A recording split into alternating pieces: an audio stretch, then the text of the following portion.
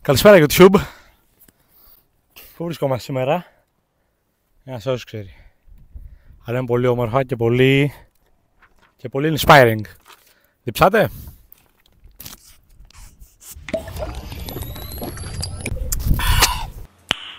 Nice. Το επεισόδιο σήμερα θα είναι για το πώς πήγα να πεθάνω. 3 φορές. Μέχρι πρόσφατα πίστευα ότι τον τίτλο για τον χειρότερο οδηγό τον είχαν οι γυναίκες. Αλλά έκανα λάθος. Έκανα πολύ μεγάλο λάθος. Οι χειρότεροι οδηγοί είναι με διαφορά οι τουρίστες. Είτε άντρες είτε γυναίκες. Και λογικά είναι μόνο όταν είναι τουρίστες. Γιατί όταν είναι στον τόπο τους, οδηγάνε μια χαρά. Και γκρινιάζουν για τους υπόλοιπους. Καλή ώρα. Ανεξαρτήτου του φίλου λοιπόν, οι άντρες είναι εντελώς επικίνδυνοι και ηλίθιοι. Και οι γυναίκες είναι σκέτο ηλίθιες. Κάνουν μαλακίες. Αλλά οι άντρες έχουν πάει να με σκοτώσουν. Example πρώτο. Ήμασταν στον περιφερειακό της Ρόδου. Ρόδο Λίνδος νομίζω είναι. Για αυτούς που ξέρουν. Και οδηγούσε η κοπέλα μου, ήμασταν στην δεξιά λωρίδα. Κάνει προσπέραση λοιπόν και αναπτύσσεται πάνω ταχύτητα. Και ξαφνικά ένας μαλάκας από την δεξιά λωρίδα αποφασίζει να πάρει μια έξοδο η οποία δεν υπήρχε και έκανε αυτό το πράγμα. Οδηγούσαμε και έκανε έτσι. Χωρίς φλάς, χωρίς τίποτα. Για λίγο την τρακάραμε. Η κοπέλα μου έκανε αριστερά τιμόνι full, φρένο, κόρνα. Και τελευταία στιγμή ο μαλάκας μπήκε πάλι στη δεξιά λωρίδα και δεν τρακάραμε πάνω στη χαράδρα. Στο. Αυτό που διαχωρίζει τέλος πάντων. Αυτό. Τέλος πάντων. Δεν πεθάναμε προφανώς και εννοείται μας ανέβηκε το αίμα στο κεφάλι. Τον ακολουθούσαμε για να τον βρίσουμε. Φτάνουμε στο φανάρι λοιπόν, είναι δίπλα μας. Κατεβάζω το παράθυρο, τον κοιτάζω και με κοιτάζει με το πιο ηλίθιο βλέμμα που έχετε δει στη ζωή σας. Ήταν έτσι. Sorry. Τι sorry βρε παπάρα. Εντάξει, μετά δεν μπορείς να νευριάσεις. Ξενέρωσα πολύ εκείνη τη φάση γιατί πώς να νευριάσεις, σου είπε συγγνώμη. Τι είμαι, κακός άνθρωπος. Θα κατέβω να το δείρω. Αν ήταν Έλληνας θα μας έβριζε κιόλας. Θα κατέβαινε και το αμάξι. Τουλάχιστον οι Ευρωπαίοι είναι λίγο έστω πολιτισμένοι. Εν τω μεταξύ αστείο είναι ότι αυτό έγινε μετά από περίπου 10 λεπτά από την προηγούμενη μαλακία που έγινε στον δρόμο. Ήταν μια βλαμμένη.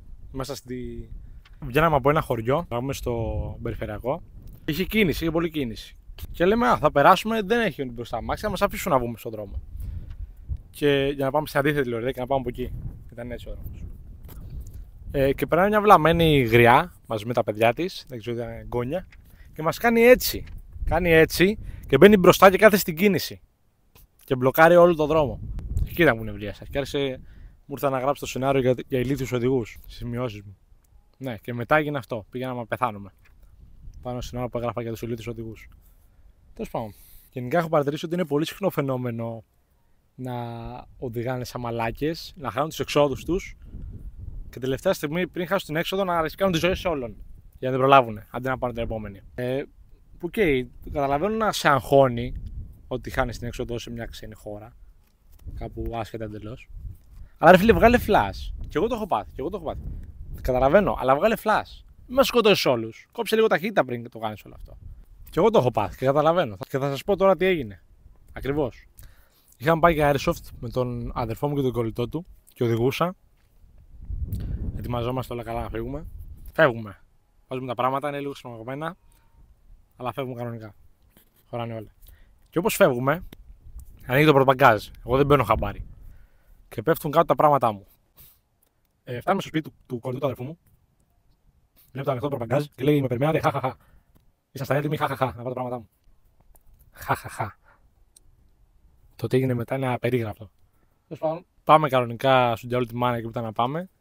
Αχαρανές, μισή 35 λεπτά οδήγηση. Και εκεί αντιλαμβάνομαι ότι έχουν πέσει έξω τα μισά μου πράγματα. Φεύγω λοιπόν πίσω, νευριασμένος. Επειδή ο αδερφός μου μου κλείσει ένα πρώτο παγκάζ και λέω ότι εγώ φταίω. Μπορεί να φύγω εγώ. Θα αλλάξω το αυτοκίνητο πριν φύγω. Και εκεί που είμαι νευριασμένος και φεύγω, μου πιάνει την κουβέντα ένας απ' έξω.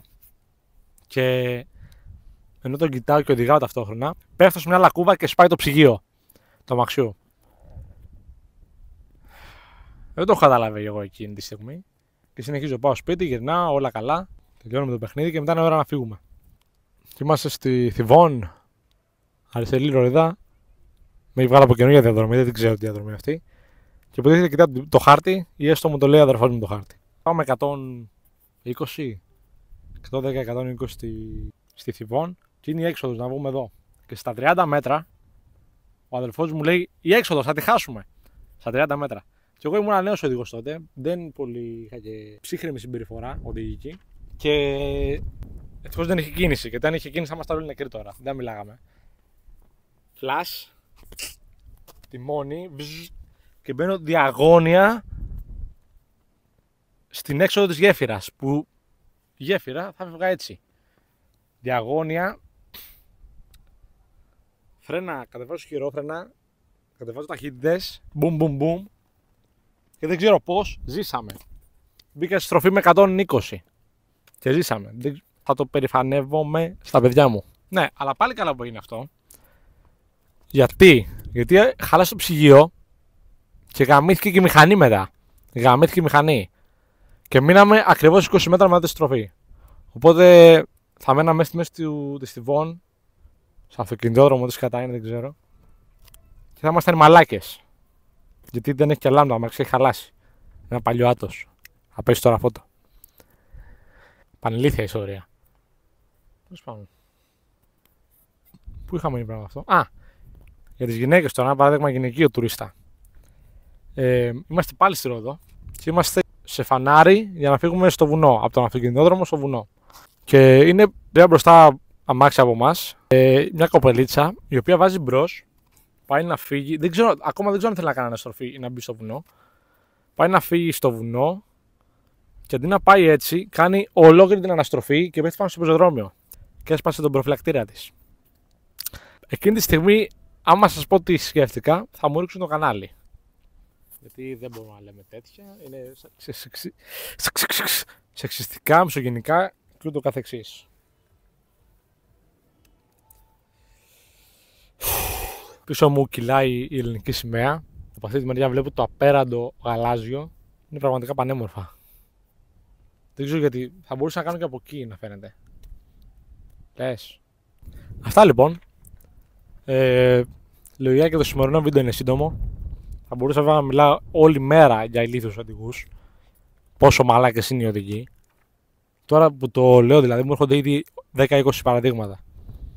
Αλλά η κάμερα δεν έχει αρκετή χωρητικότητα για κάτι τέτοιο. Κάμερα, το κινητό. Γιατί με κινητό βγάζω.